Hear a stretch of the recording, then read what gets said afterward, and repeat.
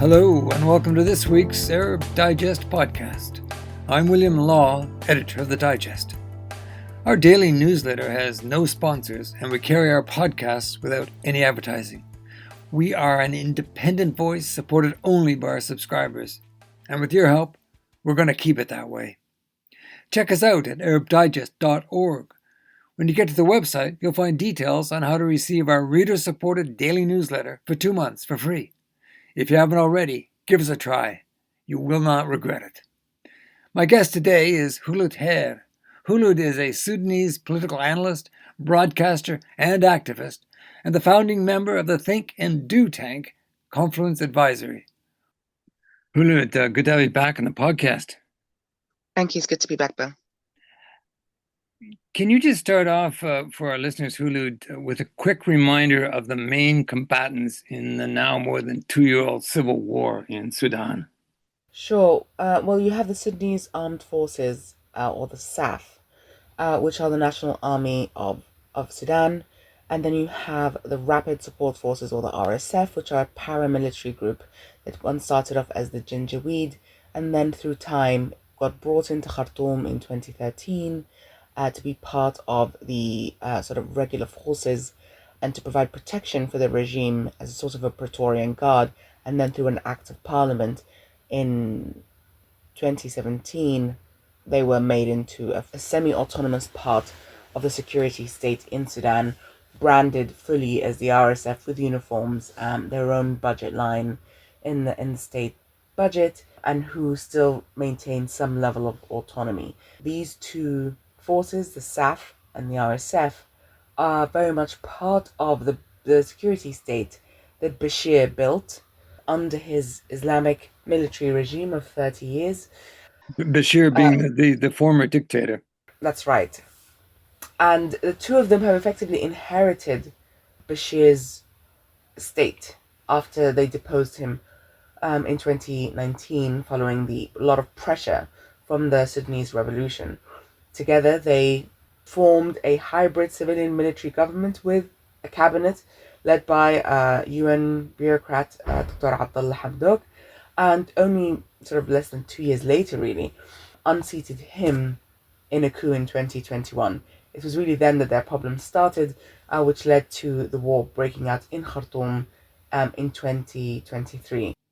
So after the Prime Minister Hamdok is ousted, the two sides joust back and forth for supremacy before the civil war, as you say, finally breaks out in 2023.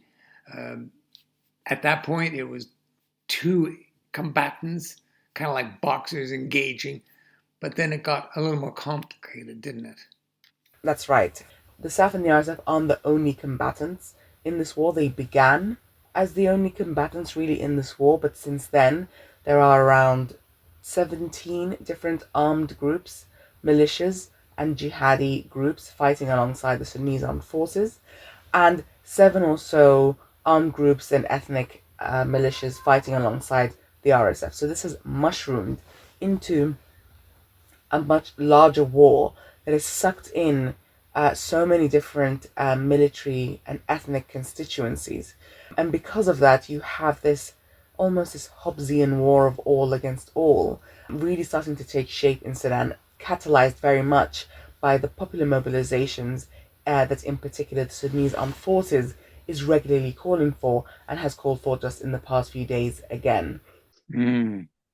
So a hugely complex situation, as you point out, so many different factions involved on one side or the other.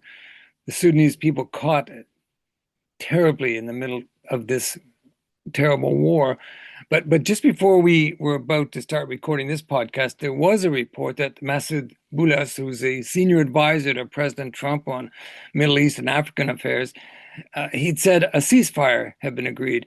And this is according to a tweet from the Sudan Tribune. Boulas said that, quote, the SAF and the RSF have agreed in principle to the ceasefire and indirect talks are underway regarding the detail.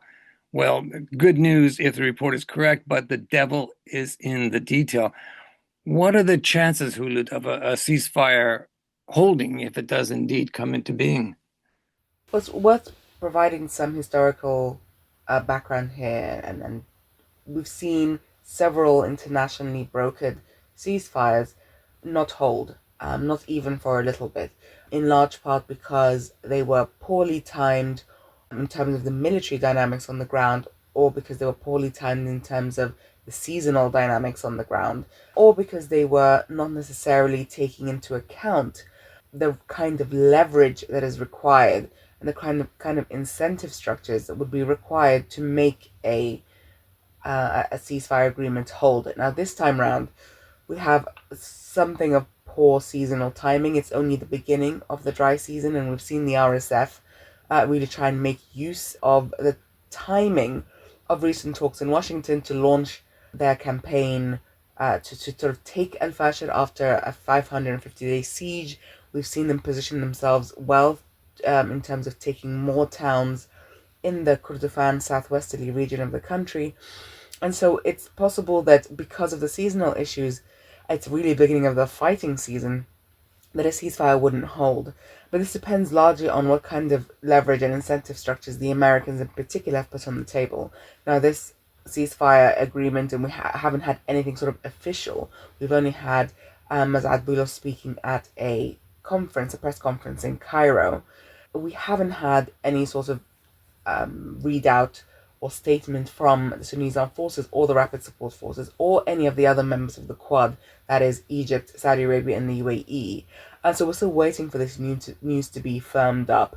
But what seems to be initially the case is that there has been some sort of leverage as well as incentive to both SAF and the RSF to get them to agree to a ceasefire. Now, they could nominally agree, and then to some degree continue positioning themselves on the ground. So we have seen the RSF, for example, continue military operations in and around Al Fasher, as well as troop deployments. If videos are to be believed, of troop deployments going north of Al Fasher as well as east of Al Fasher towards the central part of the country. And we've seen the Sudanese armed forces call for mass mobilizations, particularly in the northern part of the country as well. So we're getting sort of conflicting developments over the past 24, 48 hours. One of the biggest things that we sort of need to look out for here is to what extent can the SAF and the RSF get their allied militias in line? So this is a deal that will be predominantly signed by SAF and the RSF, but to what extent could we see them control or give orders to some of these allied militias and get them to stop fighting as well? That remains to be seen, and is going to be a huge indicator of whether a ceasefire is a success or not. Mm. Now you've mentioned Al Fasher, and a little over a week ago, it fell to the RSF. It's in the Darfur region, which has experienced uh, numerous atrocities, both in this war and going back several decades, at the hands of the RSF.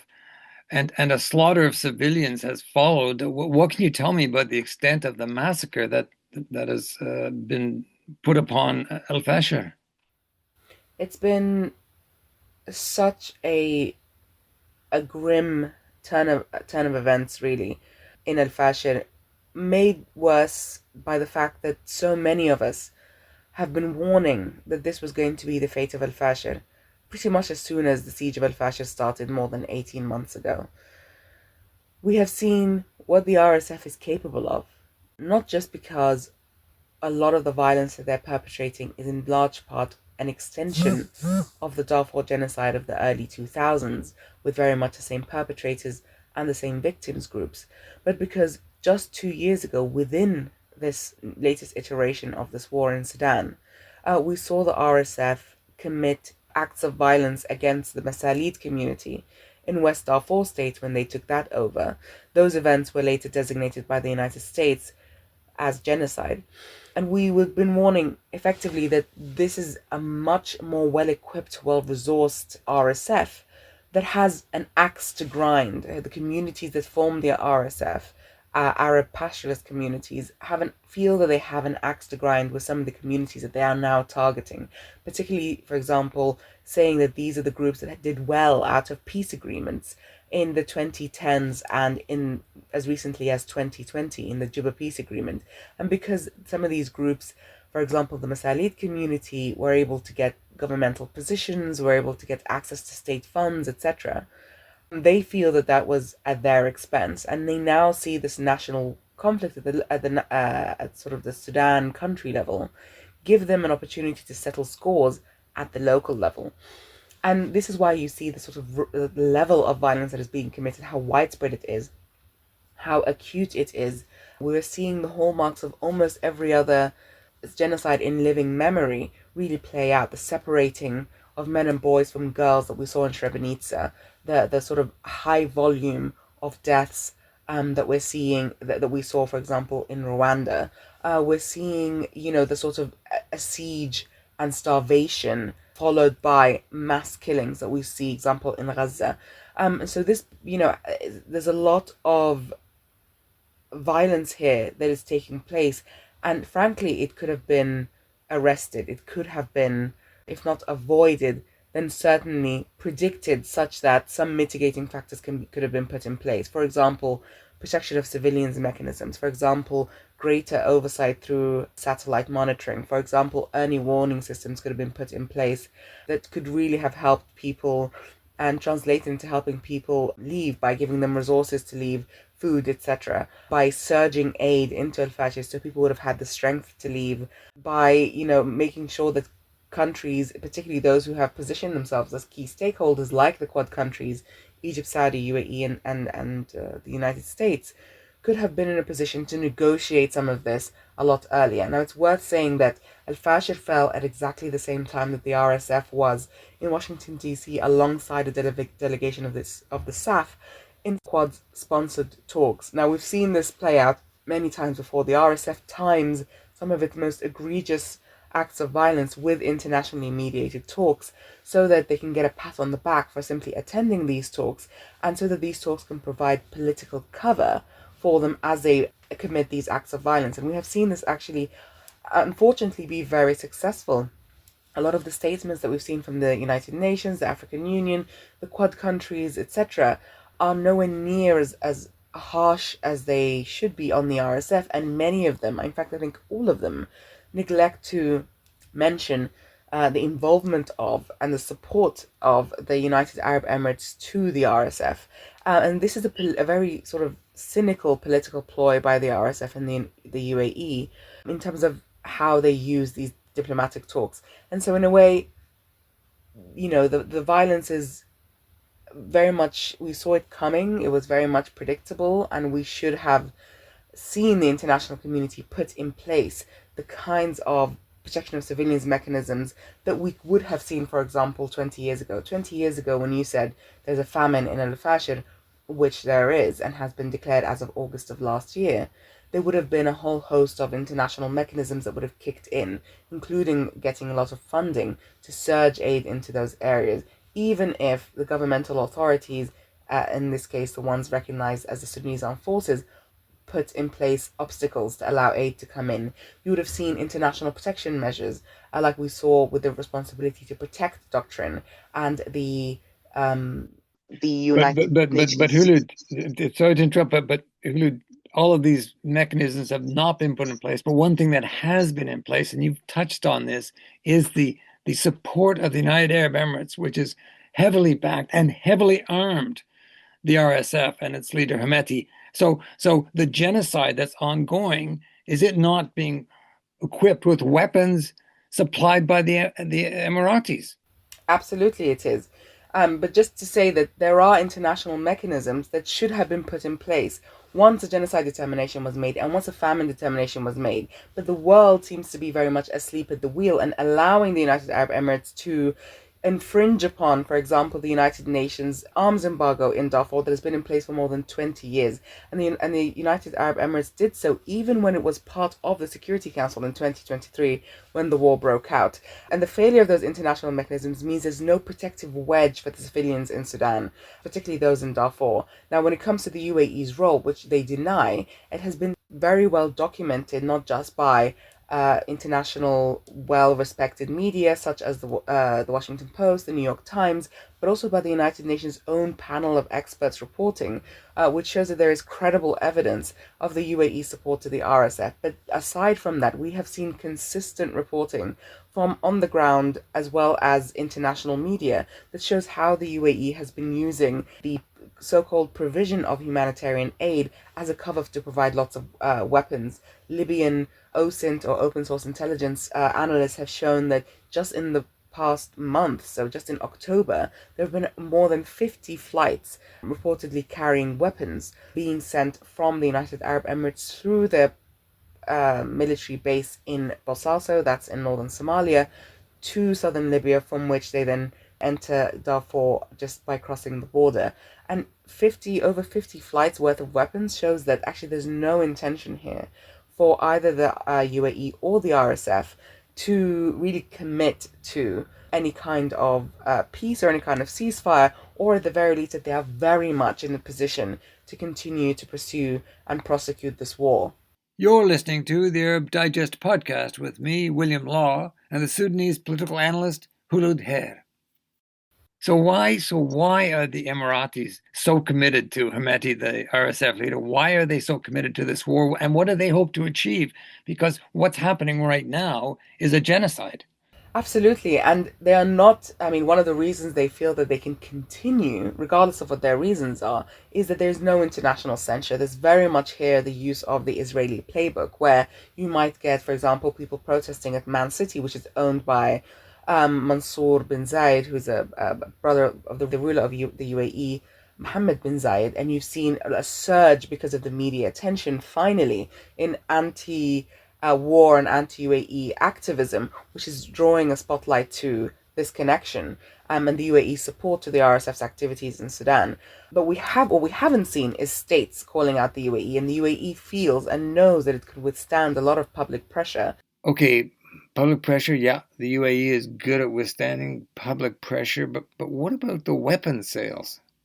As long as the states don't call out the UAE, and as long as they don't stop sending weapons to the UAE, the United States, the United Kingdom, lots of countries do business with the UAE. There was a recent Guardian article that said that UK made parts were ending up in Darfur via the United Arab Emirates. There was always a concern, and Congress in the United States was very concerned about this, that US made weaponry was making its way into the hands of the RSF via the United Arab Emirates. Now, and to sort of bypass a lot of Congress's regulations around end user agreements of weaponry, the UAE sort of positioned itself more in terms of buying Chinese made weaponry, a lot of which are drones that are ending up in the RSF, because the Chinese have slightly looser end user conditions. Now, so what we've seen here is this sort of beast, if you will, of the RSF UAE partnership that is reasonably immune to international pressure if it's coming from publics, that is reasonably agile in terms of pivoting from using one set of weaponry to the other. But to sort of answer your question about why is the UAE doing this, of course they deny it. But what we can see is that the United Arab Emirates is positioning itself in the region, vis-a-vis in particular Saudi Arabia, as being a more than just a middle power, but a hegemon in the region. It is outspending China in parts of Africa in terms of foreign direct investment. It is positioning itself to have access to, for example, the Bab el-Mandeb Strait, the southern part of the Red Sea, through the Southern Transitional Government of Yemen, and its support to the Egyptian regime in large part gives it some control over the northern part of the Red Sea. It has been seeking a foothold in the Red Sea through Djibouti, through Eritrea, and now through Sudan. It is very much invested in being able to influence the commercial traffic that comes through the Red Sea. At the same time, we have seen them support the LNA government, Libyan National Authority government in eastern Libya under General Haftar, and that government gives it something of a foothold on the Mediterranean. We're also seeing as support to the government of Ethiopia, and that gives it some level of support to a Nile basin country in conjunction with other countries. So Sudan becomes a sort of holy grail for the UAE that is on several waterways, at least the Nile and the Red Sea, as well as a foothold into not just the Horn of Africa, but also the Sahel. And if you're a small country like the UAE, particularly nestled next to a large country like Saudi Arabia that you compete with in every way, you have these sort of imperialist dreams about becoming a large maritime power and a large colonial power, if you will, that is able to make influential moves in really the most significant geostrategic zones on the continent. So you have the UAE, Little Sparta, it's been nicknamed, busy building a hegemonic empire in Africa, building access to both the Mediterranean and the Red Seas, challenging, as you say, Saudi Arabia. But let me now, Khulud, ask you about the other side of the civil war, the Sudanese armed forces, SAF, under the command of Abdel Fattah al-Burhan. Does Burhan hold the upper hand, or is he in fact in a weaker position than his rival, Hameti, the leader of the RSF? Well, the SAF has always shirked going to mediation. It has, over the past 2.5 years, created constituencies, particularly of Sudanese who are outside of the country, and particularly those from the Islamist regime of Abad al-Bashir, created in constituencies and cultivated constituencies against talks and against peace agreements. And this, for them, is one of the main reasons why this current ceasefire that may be now on the table is going to be a very bitter pill to swallow. It's going to be very difficult to market to said communities. But for Burhan, he was sort of been placed in a very unfortunate position of losing the only military foothold in Darfur, that is Al Fasher, with the potential of losing other big cities and towns in the Kordofan's region, very much on the road to Khartoum. And if there is an attack on Khartoum again by the RSF, Burhan's position becomes even weaker. Right now, he is, along with the government that he has set up, moved to Port Sudan. They left Khartoum earlier on in the war and moved to Port Sudan on the Red Sea. His position there has been one of continued ups and downs, mostly downs. A year ago, during the beginning of the last dry season, SAF was on the up. They had secured a lot of military equipment from the Turks, the Iranians, the Russians, through a lot of brokering by the Saudis and the Qataris, and a lot of funding by the Saudis and the Qataris, and as well as secured Egyptian support, aerial support from the Egyptian Air Force to take the center, to retake Jazeera and Khartoum. And they were able to do that by March of this year. But since then, have not really been able to make more strides, certainly not by themselves. The Sudanese Armed Forces has long had a policy of recruiting militias in order to fight on the ground, while they, in large part, withdraw from cities. And actually, we saw this in El Fasher just now. Approximately 2 days before Al Fasher fell to the RSF, it is reported that the Sudanese Armed Forces negotiated their exit out of Al Fasher and effectively left civilians to it. And of course, this is something that we have seen elsewhere in Jenaina in the early part of the war, of course in Khartoum, very much in the first weeks of the war, and other cities as well. And so, what effectively happens if you're a Sudanese citizen is that you don't have a state entity to protect you. The police and the armed forces invariably disappear when you need them most. And this has been quite a difficult thing for him to explain. Why is it that the Sudanese armed forces does not fight these battles and instead relies on these militias? Remember, one of which was once the Rapid Support Forces itself, to fight these battles, and the way that it's strengthening the position of a lot of these militias, particularly the jihadi groups, the most critical and famous of which perhaps is the Barra bin Malik Brigade, recently sanctioned by the United States, as well as other ethnic militias such as the Sudan Shield Militia from the central part of the country. What happens to these militias the stronger they get is that they become more autonomous, and they start having their own income streams, they start having their own constituencies, and therefore become more and more independent of the SAF. This is the trajectory that we saw of the RSF, and it could very much happen again. But for Burhan, his biggest problem is that he has the Islamists of the former regime provide him with a constituency, with international relations, particularly engagement with the Iranians, with money and financial resources, and he's going to find it very difficult to comply with the Quad's stipulation that he break ranks with the Islamists, that he push them aside in order to get international support, either to get international recognition, etc.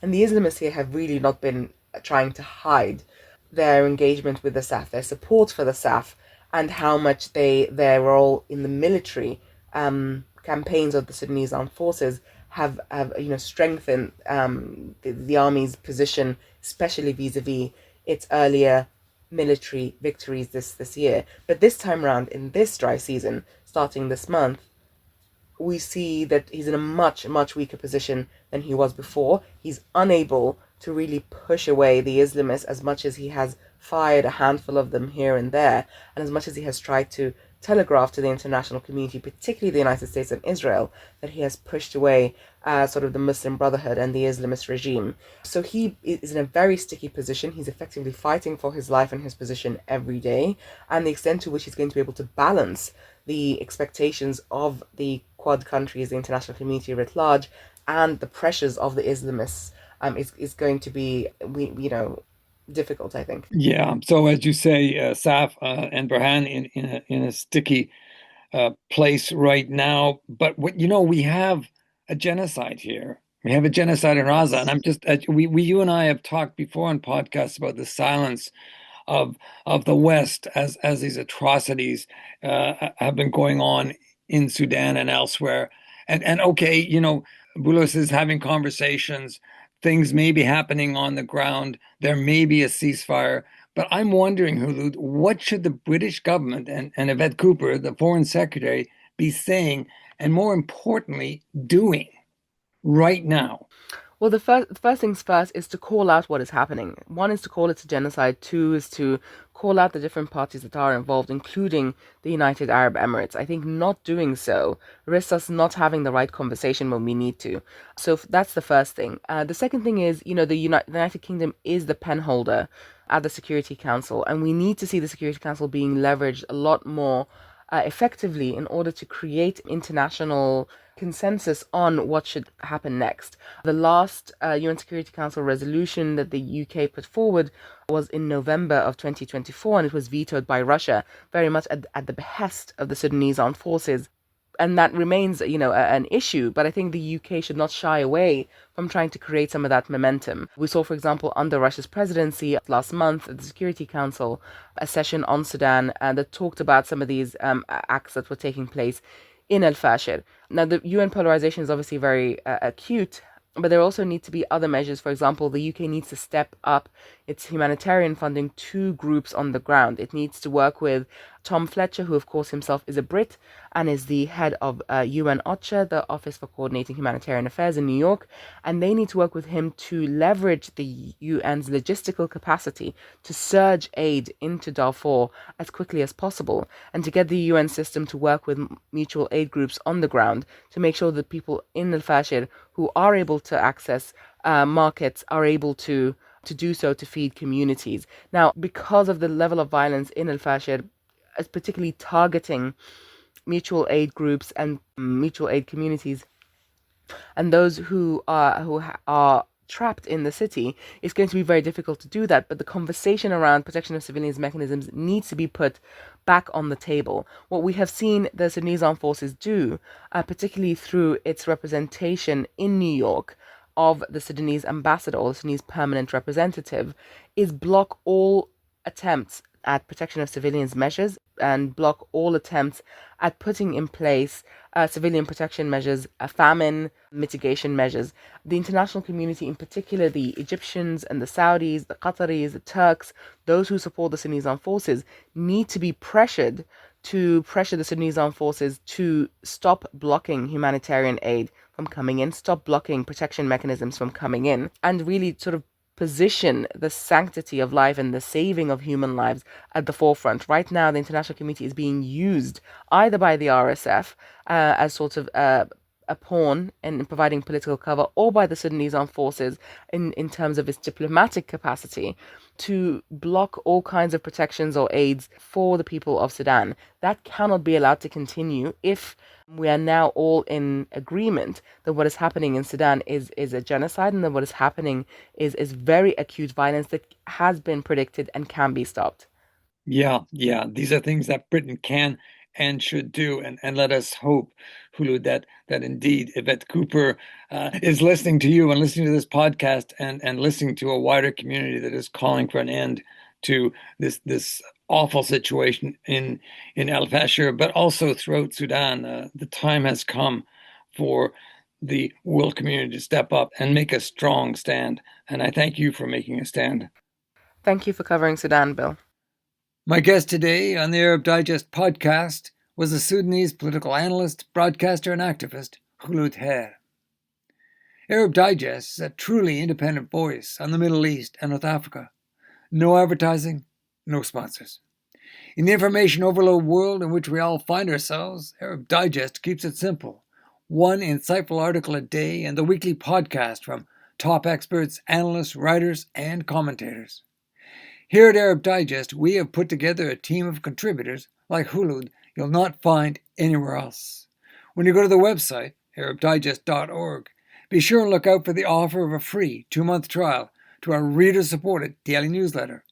Follow us on Facebook, Twitter, and LinkedIn, and search our library of more than 300 podcasts on Apple Podcasts, Spotify, SoundCloud, or other platforms. We thank you for listening. I'm William Law, editor of the Arab Digest, essential reading, essential listening from independent sources.